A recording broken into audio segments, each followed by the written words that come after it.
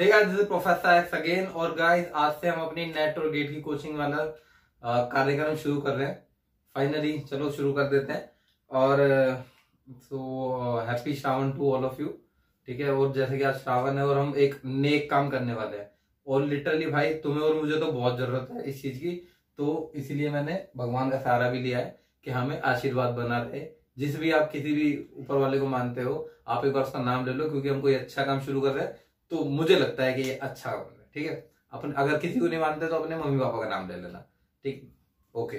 तो गाइस, हम शुरू करते हैं। आज से हम अपनी पढ़ाई शुरू कर रहे हैं, और हमारा जो पहला सब्जेक्ट जो हम कवर करेंगे ना, वो उसका नाम है टीओसी।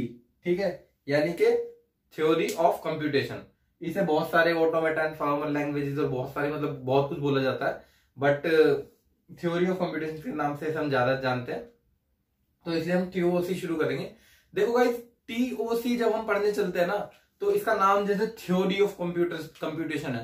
ठीक है, तो इसमें क्या चीज है कि अब हम लोग जो नॉर्मली जो बीटेक के लोग हैं, वो क्या करते हैं कि हम थ्योरी वाले सब्जेक्ट को ना स्किप करते चलते हैं कि ये क्या काम आएगी, ये क्या काम आएगी, ये क्या काम आएगी। हम लोग फोकस करते हैं कि हम प्रैक्टिकल सब्जेक्टों पर ध्यान देंगे। ठीक है, जो कि हमसे होते तो है नहीं। ठीक है, पर फिर भी हम लोग थ्योरी को तो पक्का ही स्किप कर देते हैं। ठीक है, इसी तरीके से जैसे इसका नाम में थ्योरी ऑफ कंप्यूटेशन है, तो सब्जेक्ट आपको थोड़ा सा थ्योरेटिकल भी लग सकता है ये।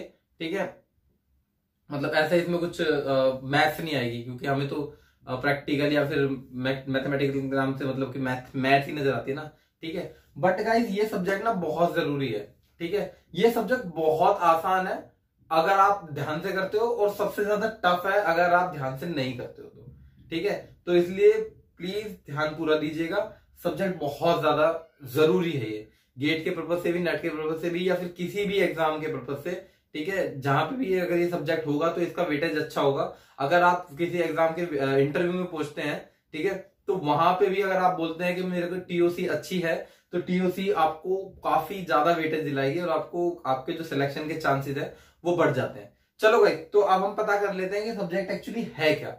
ठीक है यार गाइस, देखो हम लोग जो है वो कंप्यूटर साइंस पढ़ते हैं। ठीक है, हम लोग जैसे कंप्यूटर साइंस के बच्चे हैं, हम सीएस वाले बच्चे हैं। ठीक है, तो हमें लगता है कि हमें बस प्रोग्रामिंग करनी है और ये वो करना है, ये सारी चीजें करनी है।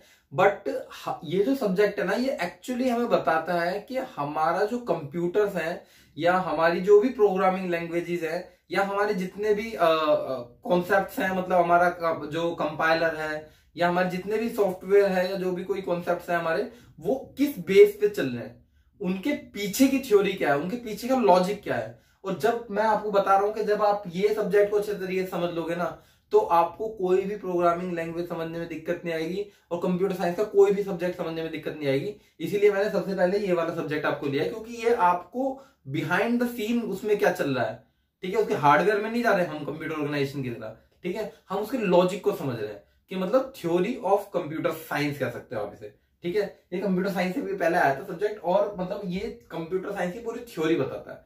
ठीक है, तो गाइस चलो, अब ये हो गया, तो हम एक चीज थोड़ी सी समझ लेते हैं कि इस सब्जेक्ट को पढ़ते टाइम पे हमें 3 कलेश पूरी जिंदगी झेलने पड़ेंगे। ठीक है, वो है आपके लैंग्वेज, मशीन और ग्रामर। ठीक है, लैंग्वेज, मशीन एंड ग्रामर। अगर आप इन 3 को ढंग से समझ लेते हैं तो आपको ये सब्जेक्ट बहुत आसान रहेगा, कोई दिक्कत नहीं है इसमें। और यहाँ पे अगर थोड़ा बहुत डाउट हो तो बता देना, आगे पूरी जिंदगी कहानी यही चलनी है। ठीक है, तो सबसे पहले हम आते हैं, बात करते हैं लैंग्वेज की। ठीक है, लैंग्वेज क्या होती है दोस्तों? लैंग्वेज जो भी हम बोलते हैं, मतलब कि एक सेट ऑफ रूल मान लो, या फिर हमारे लैंग्वेज जो मैं बोलूं तुम्हें समझ में आ जाए। ठीक है, मैं उसे कुछ कह रहा हूं और आप उसे डिकोड कर पा रहे हो। ठीक है, अगर सपोज के लैंग्वेज के अगर हम वैसे देखे जाए, तो लैंग्वेज में कुछ पर्टिकुलर उसके रूल्स हैं, उसके कुछ पर्टिकुलर सिंबल्स हैं। जैसे कि ये उंगली है, ठीक है, तो हमें पता है कि हिंदी में इसे उंगली कहते हैं। ठीक है, अगर हम कहते कि इसको कहते हैं कि टिंडा, टिंडा जो सब्जी होती है, टिंडा। ठीक है, तो अगर हमारी लैंग्वेज में होता कि ये इसे टिंडा कहते हैं, तो हम बोलते हैं ना कि मतलब कि आप एक टिंडा खुद पे उठाते हो, बाकी 4 टिंडे आप पे खुद उठ जाते हैं। तो ये थोड़ा सा अजीब लगता ना, है ना?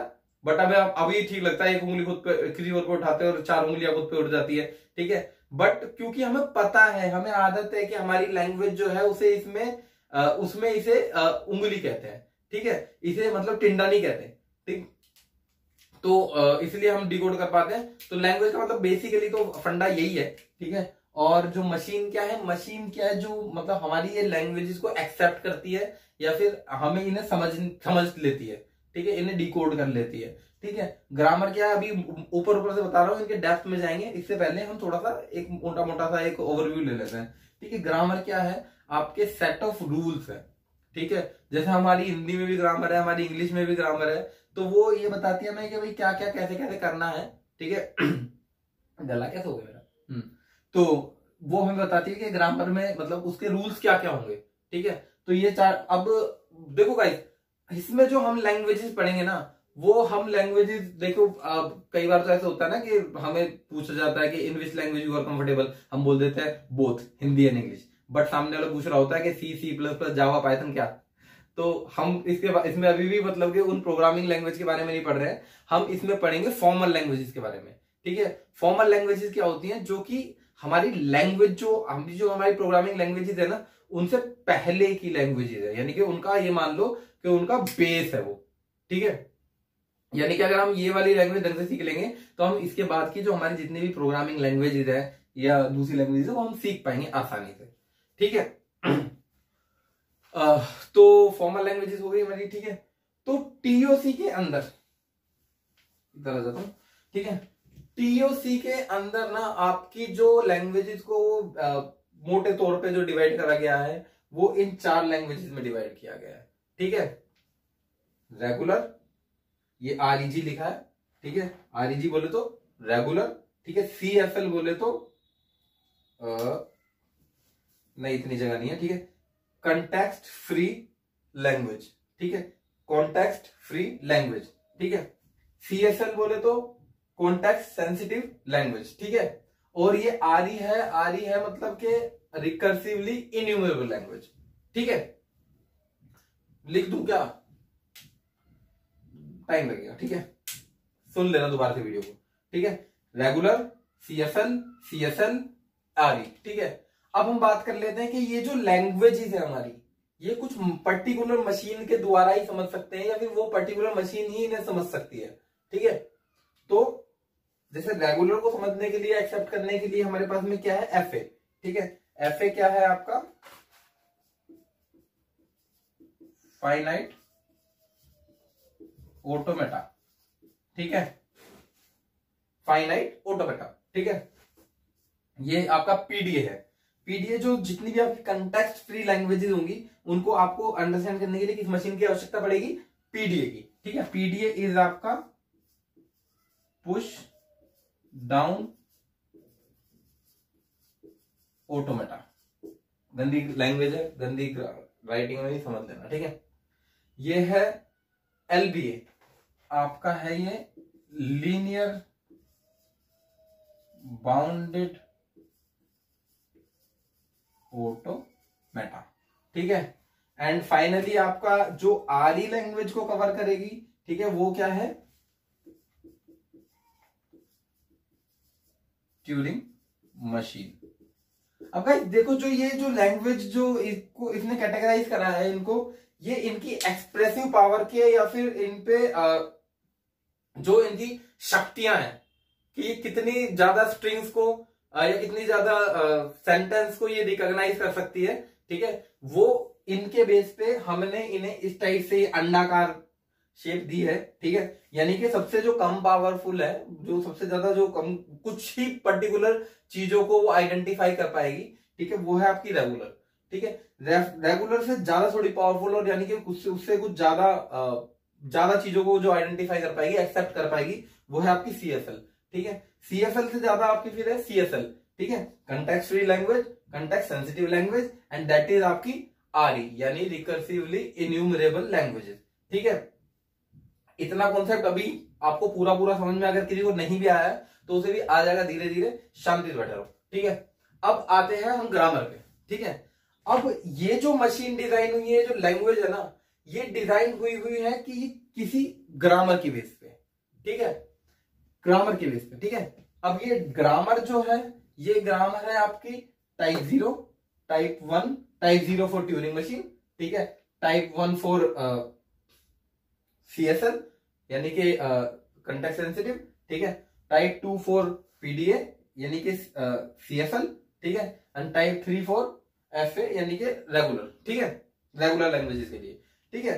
अब ये जो है, ये जो इनका टाइप 0, 1, 2, 3 है, ये करा गया है इनका जो इनको कैटेगराइज करा गया है इस तरीके से, वो करा गया है किसमें, रेस्ट्रिक्शंस जैसे जैसे इसमें बड़ी है ना, ये इधर लिख दू, इस पर लिखता हूं,